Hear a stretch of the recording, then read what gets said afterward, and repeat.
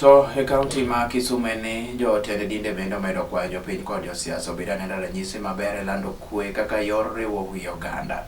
Kotele kod jadolo maduong' e kanisa mar Coptic Orthodox mayudore Nyamasara Kisumu mano Father Thomas Onyango olero ni yiero en gima rumo kendo koro nego time e yor ratiro mondo kwe osik kabedo kata mana bang' siasa ni mar ji gin owete kaachiel to kod nyimine.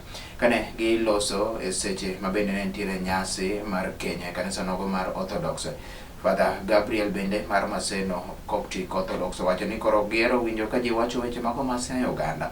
Weche mano osir kanyo nyaka gi Father Paul Tito momedo ni kweno bende ema kata weche go kwe kende manyalo biro miyo koro dongruok odhi nyime e kor gwenge mopogore opogore kendo jogo ma oyombi oyie mondo koro sirane na jowetegi.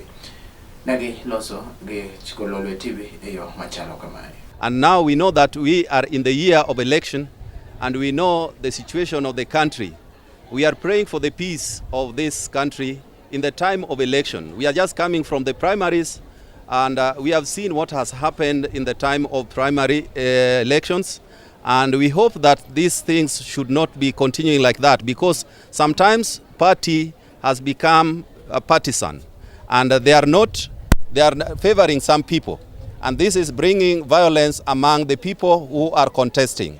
We are praying that this should not happen, because the election comes one day and it goes, but peace remains. People continue living in cohesion, and they should continue living like that. Election is a one-day process and it will go, but if we continue fighting, then we are bringing tension among the people, and this will not help the country. And actually we are really preaching the message of peace in all of our churches.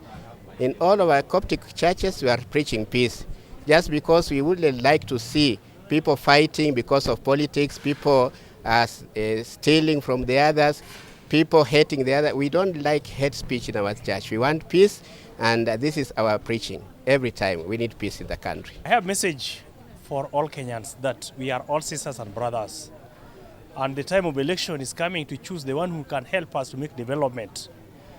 But my own message to the politicians, that in the exam they are ABCD, and we have 3 distractors and one is the key, which is the answer. So all politicians believe they are all the best, and God is the one choose for us the best.